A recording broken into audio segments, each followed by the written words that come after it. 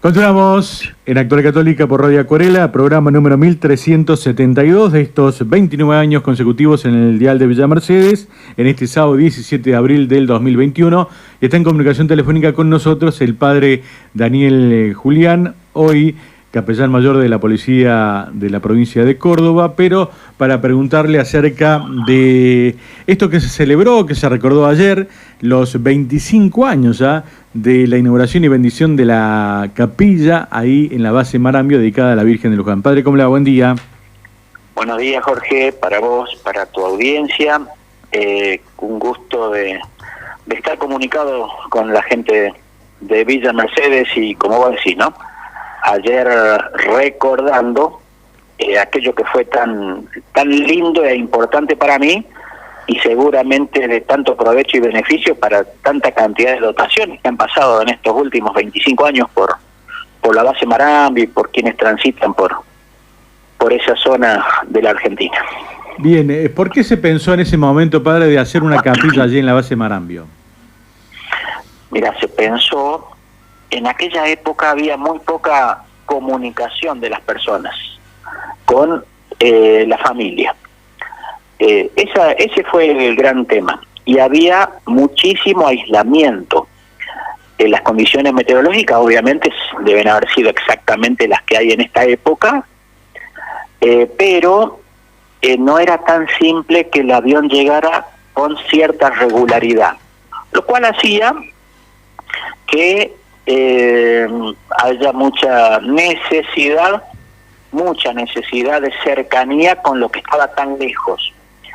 Y obviamente, como nos pasa, ¿no? El gran refugio es Dios, es la fe. Y las personas necesitaban un lugar donde estar a solas, consigo mismo, en Dios, y tal vez trayendo a su corazón lo que querían, su familia. Imagínate que en esa época había alguna línea telefónica, por supuesto no había celular. En esa época llegó un fax a la base Marambio, o sea que la comunicación era, cuando llegaba el avión, llegaba una carta, eso era. Claro. Y no había un buen oratorio en la base, era en una salida de emergencia, había un par de imágenes con un poco de agua bendita y algunas estampas. Así que quisimos hacer un ambiente que sea acogedor, pero no solamente que sea acogedor y distinto de la base, que todo es naranja por fuera y amarillo por dentro, sino que estuviera Cristo.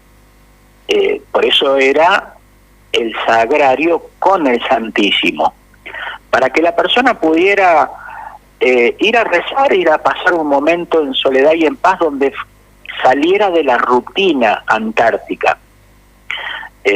Quisimos hacerla con paredes de machimbre, que tuviera vitró, que la persona abriera la puerta y escuchara música religiosa, porque te imaginarás que en la base todo está preparado para que sea base.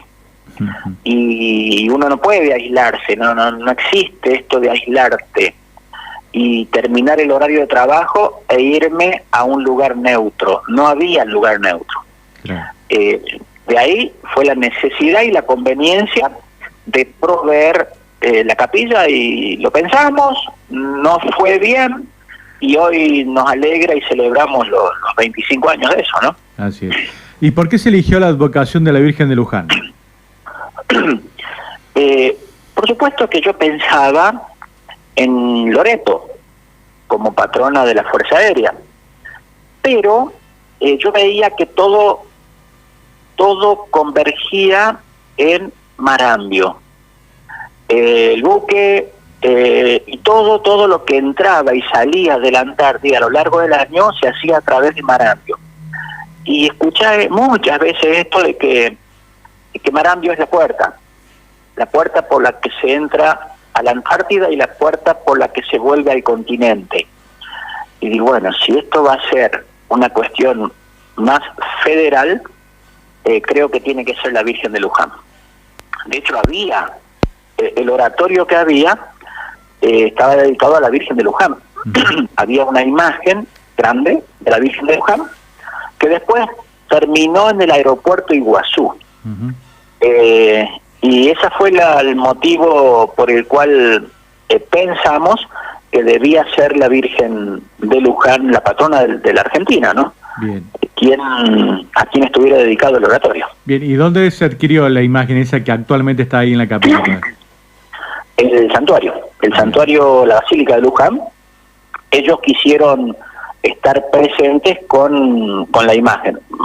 Mandaron una copia de esas que hay algunas nomás en el país, ¿no? Una imagen vestida preciosa, copia idéntica y fiel de la que está en la Basílica de Luján. Ellos la mandaron. Así. Bueno, y debido a esta bendición e inauguración de la capilla, tuvo un contacto, una cercanía el Papa Juan Pablo II. Ah, sí, en el año 97. Claro, 97, al año siguiente, yo voy a hacer un congreso de capellanes de aeropuertos en Roma y sale el comentario que de la Antártida, de la capilla de Antártida, y yo tenía alguna foto por ahí, y un cardenal, el cardenal Giovanni Celli, me acuerdo, me preguntó mucho acerca de eso y me decía que nunca había escuchado que la Iglesia tuviera presencia en el continente antártico, y que no sabía, y que él dudaba si en la Iglesia alguien sabía. Y me dice, el Papa debería saber esto. Bueno, coménteselo, le dije yo. Y me dice, no, usted tiene que hablar con el Papa.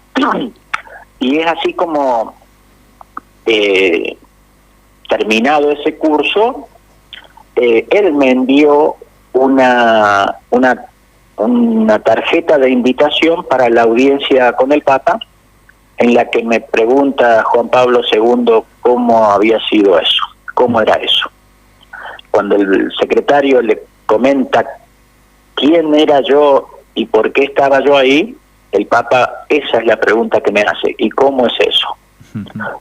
Y ahí le cuento que teníamos la capilla, que tenía el Santísimo. En esa época yo viajaba prácticamente todos los meses a la Antártida, que había ido muchísimas veces. Hacíamos la confesión, celebrábamos la misa, reponíamos el Santísimo, y a partir de ahí todos los domingos, a la mañana y a la tarde, un ministro de la Eucaristía hacía la celebración durante todo el año. Uh-huh. Qué bueno.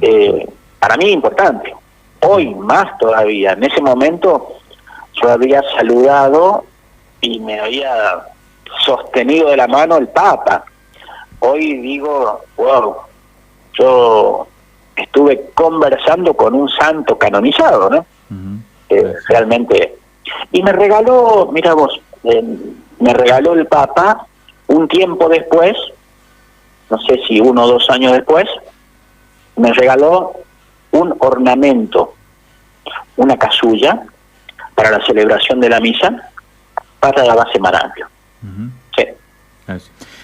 Padre, bueno, no solamente desde su asistencia espiritual y pastoral allí en la base Marambio por 9 años, 27 cruces, sino que también se acercó a otras bases de la Antártida también. Sí, en esa época fue muy importante la presencia de la Iglesia en ese ámbito, y había muchísima apertura y muy buena voluntad por parte del Comando Antártico y de las distintas fuerzas armadas que querían que su personal no solamente tuviera la visita del sacerdote cuando llegaba el buque en la campaña de verano, sino en la ocasión que se pudiera. Es por eso que yo llegué, me acuerdo, y estuve algunos días en la base Esperanza, Uh-huh. Donde había, no sé si eran 3, 4 familias, con algunos niños, y bueno, compartimos con ellos un par de días y algunas celebraciones hermosas fueron. En otra ocasión estuve también en la base Matienzo, que en esa época funcionaba solamente en el verano, dando el apoyo a los científicos. Estuvimos en la base Frey en varias ocasiones, bases chilenas. De hecho, el gobierno de Chile, o no sé si era la Fuerza Aérea de Chile, pidió si podíamos nosotros en cada ocasión que andemos por la zona llegarnos a sus bases, que lo hicimos en algunas ocasiones. Estuvimos en alguna base coreana, sobrevolamos una vez y bajamos en una base rusa. Fue muy bueno, para mí muy, muy importante. Era un mundo totalmente distinto a lo que yo había vivido hasta ahí, ¿no? Esto de estar en un lugar donde todo era blanco, todo era hielo, y lo único que había en común era que había personas, el resto era todo raro, distinto y artificial, decía yo, ¿no? Así es. Me marcó mucho, para bien, ¿no? ¿Qué relación tiene, padre, lo que se vive en la Antártida y lo que estamos viviendo hoy con la pandemia? En la Antártida hay un aislamiento. Una de las sensaciones más difíciles que tuve cuando llegué a la Antártida la experimenté cuando me bajé del avión, la bienvenida, las fotos, todo esto, y cuando el avión hace todo lo que tiene que hacer y despega de vuelta. Y uno ve que ahora me quedé en un lugar del que no puedo volver. Y ahí uno se plantea mil cosas.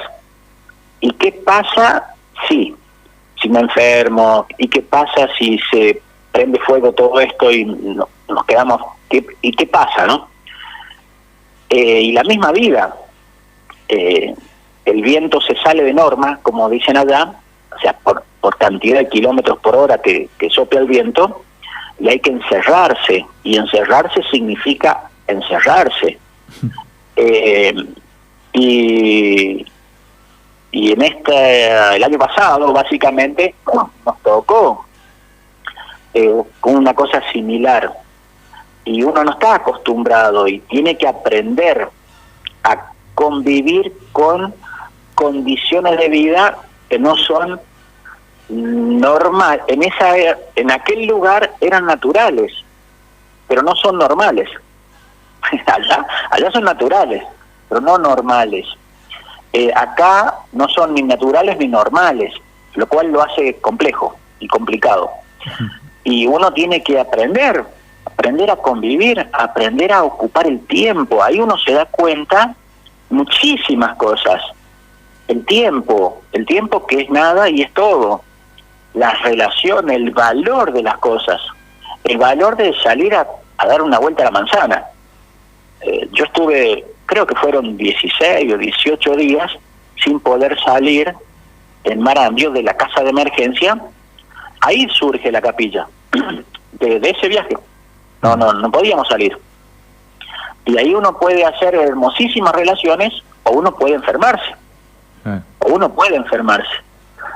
Jorge, en una época la capellanía fue parte de la selección, de la Junta de Selección de Personal Antártico.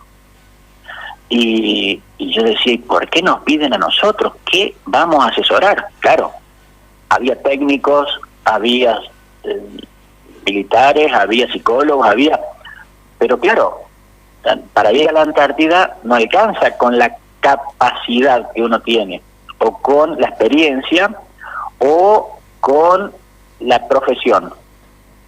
Hace falta un técnico electricista en la Antártida. Perfecto. Puede estar seleccionada una persona con el mejor currículum, pero esa persona que tiene el mejor currículum está centrada y en condiciones de vivir un año aislada. Ahí nos pidieron a nosotros ayuda para que veamos ayudar a determinar la capacidad de la persona de vivir en aislamiento. ¿Cuánto nos ha costado este año, no? A todos. ¿Cuánto nos ha costado? Ahí me comentaba ayer el padre Aníbal. Cerraron los templos de nuevo en San Luis.